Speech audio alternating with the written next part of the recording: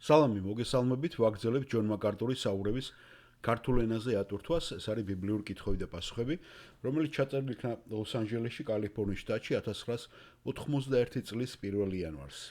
გლენდეილში, მადლის სათემოს, ანუ გრეისის ეკლესიაში. შემდეგი კითხვა ძალიან საინტერესო იყო და ცოტა დიდი ხანი დამჭირდა, მასე რომ კარგად გამეც არის ზოგჯერ ტერმინები, არის ზოგჯერ დოქტრინალური ჭეშმარიტება, რომელიც თარგმანში როცა ხდება ეს ხელოვნური ინტელექტით, ხომ, კარგად ვერ ჯდება ხოლმე, ვერ ითარგმნება და უფრო მეტ დროს მოითხოვს, რომ გამართული იყოს, მაგრამ ძალიან სასიცოცხლო მნიშვნელობის არის სხვათა შორის ეს კითხვა და პასუხიც, რომელზეც ადრეც გაუცია და თქვენც მიხვდებით ნათქვამი აქვს, მაგრამ ეხლაც კიდევ სხვანაირად იყო ამაზე გაცემული პასუხი. კითხვა ესეთი რამე არის. პირველი ბავშვებს ეხება, ბავშვების გადარჩენას, ესე იგი სანამდე დასულ ასაკს მიაღწევენ და ასევე ძველი აღთქმის წმინდანებს. და ჩვენ რამოდენიმეჯერ ქადაგებებში შევეხეთ ამას, ბატონ ჯონი შეეხო კითხვა-პასუხებშიც, მაგრამ ეხლაც კიდევ გამეორების თვალსაზრისით ძალიან საინტერესოა, იმიტომ რომ ვიც მე დაინტერესდება ამით და ჩაწერს საძებარ ძრავაში ქართულად, რომ ამოუგდოს 2-დან 3 ვარიანტიც, ხომ, რომ უფრო კარგად გაუჯდეს მას. ასეთ პატარა მოკლე დროში კომპაქტურად ჩაატიოს პასუხი, ძალიან ისეთი არის, ხომ, მოითხოვს ძალიან კარგ ცოდნას ამ საკითხისას და გამარტივებაა ეგ ზუსტად, რომ პრაქტიკულობა ამის ის არის, რომ ძალიან ესე ვთქვათ, პატარა დროში შენ ჩაატიო ეს პასუხი. და დღესაც ადამიანებს არ აქვს ბევრი დრო, ხშირ შემთხვევაში მე ვატყობ ხოლმე და მოწონთ ეს პრაქტიკული ისინი და ბევრმაც მოიწერა და მადლობელი ვარ ჩვენც ამისათვის, რომ ადამიანები ისმენენ და მოწონთ ეს ფორმატი ბიბლიური კითხვა-პასუხებისას. მე ესე დავსათაურე ეს მამაკაცი ესე იწყებს, მოდი ჯერ თავიდან მამაკაცი ესე იწყებს ურწმუნოთათვის დამოწმებისას, როგორ შეუძლიათ ჩვენ უპასუხოთ ამ ტიპის კითხვას, როცა ვინმე გვეკითხება და მართლაც პოპულარულია ეს კითხვები. თუ ქრისტე არის ერთადერთი გზა სამოთხეში, მაშინ როგორ მიდის სამოთხეში პატარა ბავშვი, რომელსაც არ შეუძლია ჭეშმარიტების გარჩევა და ასევე როგორ მიდიან ქრისტეს გამოსყიდვით, როგორ ამოქმედა ის ძველი აღთქმის ადამიანებისათვის, მორწმუნეებისთვის. და ჯონი პასუხობს. კარგი, დავიწყოთ პატარა ბავშვიდან პირველ რიგში. თქვენ უნდა გაამახვილოთ ყურადღება ღვთის სუვერენიტეტზე და სამართლიანობაზე ამ დროს. მე ვფიქრობ, რომ მთავარია ძველ აღთქმაში ის ადგილი, სადაც დავითის პატარა ბავშვი გარდაიცვალა ძალიან პატარა ასაკში. სანამ მიაღწევდა ცხოვრების იმ პერიოდს, რომ მას შეძლებოდა შეგნებულად ვალდებულება აეღო ღმერთის წინაშე. და მაშინ დავითი ამბობს, და დავითი არის წინასწარმეტყველი, დავითი არის ღმერთის სულის მქონე ადამიანი და ის ამბობს, მას არ შეუძლია ჩემთან მოსვლა, მაგრამ მე მივალ მასთან. და მე მჯერა, რომ დავითი იყო დარწმუნებული, რომ ეს ბავშვი ღვთის მზრუნველობის ქვეშ იყო, რადგან ღმერთი არის სამართლიანობის, სიყვარულისა და წყალობის ღმერთი. და ღმერთი არ აპირებს დაწყევლოს მარადიულად ის ინდივიდი და ჯოჯოხეთში გაუშვას, რომელსაც აბსოლუტურად არ აქვს შესაძლებლობა მოახდინოს რაიმე არჩევანი სულის ხსნის საკითხში. და გვახსოვთ, ჩვენ არაერთხელ გვითქვია ამ მონაკვეთთან ერთად იესო ქრისტეს სიტყვები.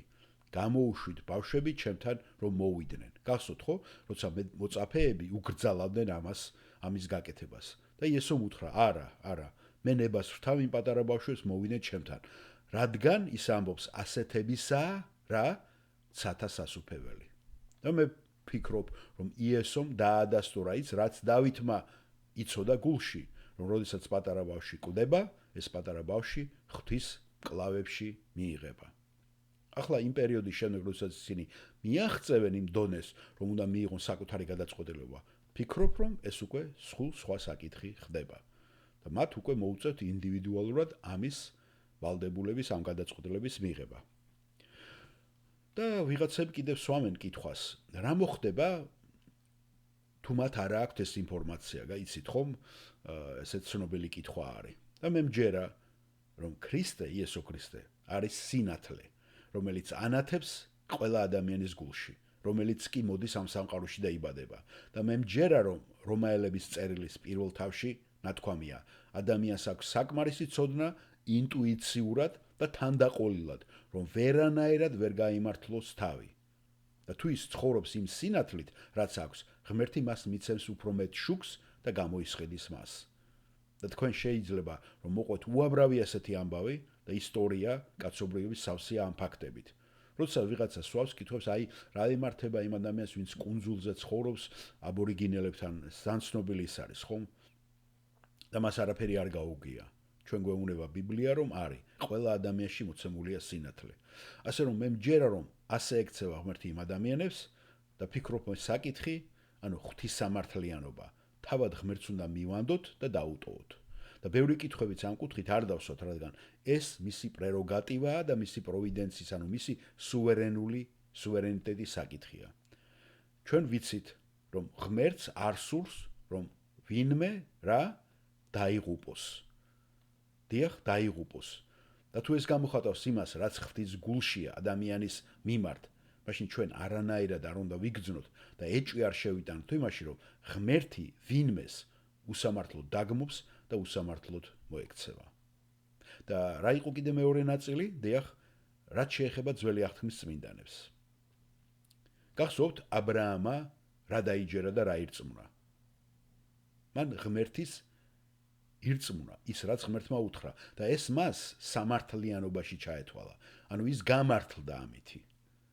ასე რომ რა უნდა გავაკეთოთ გადარჩენისთვის?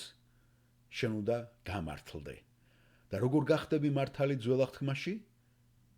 შენ მართლად ჩაითვლები მაშინ, როდესაც იწამებ. მან დაიჯერა და იწამა ღმერთის. დიახ, მას წამდა ღმერთის. მას ჯეროდა ღმერთის არსებობის შესახებ. თქვენ უნდა გჯეროდეთ ყველაფერი, რაც ღმერთმა თქვა საკუთარ თავზე. ხო მართალია? და თუ ყველაფერი, რაც თქვენ მაშინ გქონდათ, გახსოვთ ხომ? ეს იყო რაც დაბადების წინგშია მოცემული. ესე გამოდის, რომ მხოლოდ ეს უნდა დაიჯერო. ანუ გჯეროდეთ ღმერთის, რომ მას შექმნა სამყარო და ადამიანიც. რისი დაიჯერა ნოემ, სანამ ის კიდობან შევიდოდა? ძირითადად მან დაიჯერა ის ფაქტი, რომ წვიმა მოვიდოდა, რაც ღმერთმა უთხრა. არ მგონია მას ჯეროდა იესო ქრისტეს სიკვდილისა და აღდგომის და რაღაცა სულიერი საჩუქრების.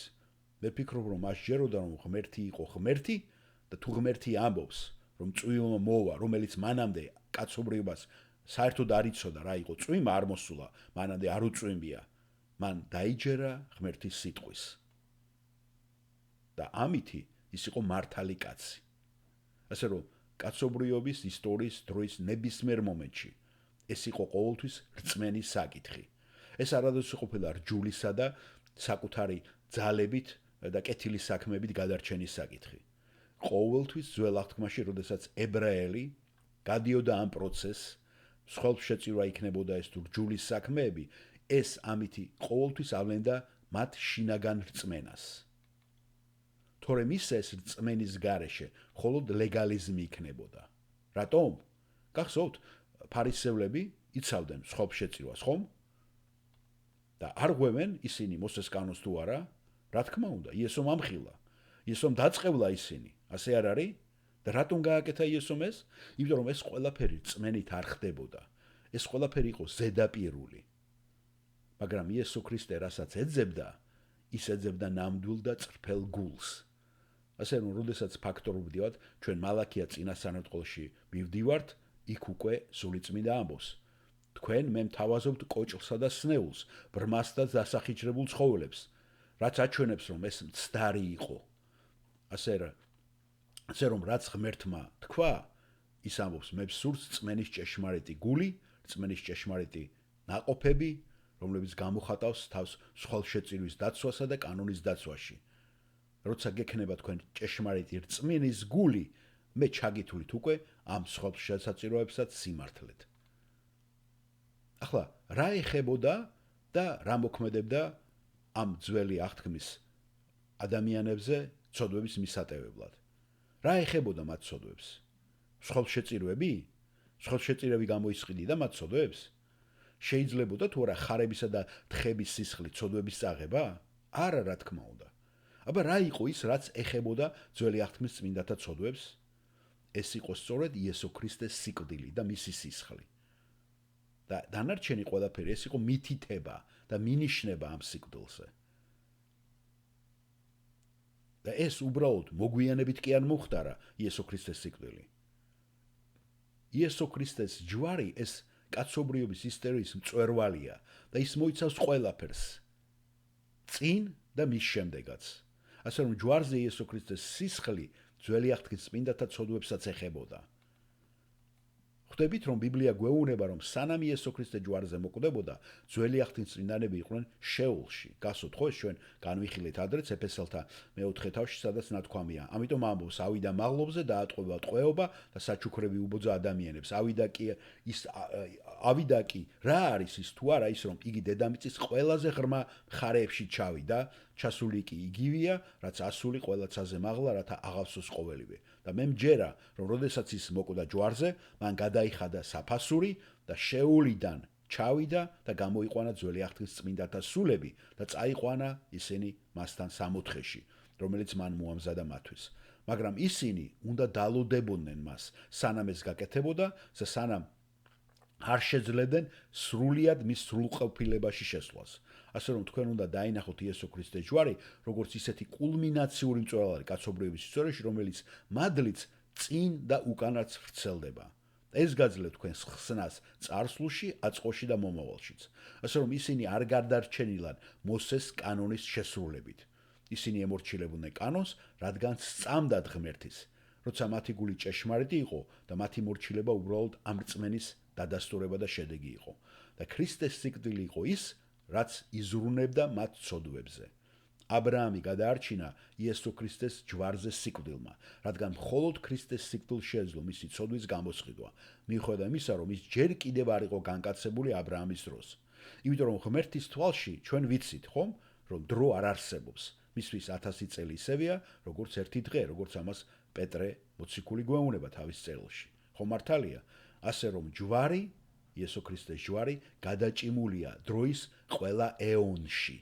და ეონის განმარტება ვინც არ იცის, ეს არის აღნიშნავს დროის პერიოდს, სამყაროს ან ისტორიის ხანას. ამგვარად სამყაროს ისტორიაში სხვადასხვა ეონი შეიძლება განვასხვაოთ, ხსნის ისტორიის თვალსაზრისით მათი მნიშვნელობის შესაბამისად, ზოგჯერ საუბარია ძველსა და ახალ, ბოლოთსა და კეთილ ეონზე. ამ ეონის გადამწყვეტი ხასიათი, რომელშიც ხსნა განხორციელდება მარადიული ცნებასთან აახლოვებს მას. ეონი ანუ უსასრულობა და ამას მეცნიერები მილიარდს უწოდებენ ამ ხანას. ეს მე რაც ჩავიხედე განმარტებით ლექსიკონში. ეონი ეს ბერძნული სიტყვა და ეპოქას ნიშნავს და დროს. გასაგებია, მადლობა ამ კითხვისათვის.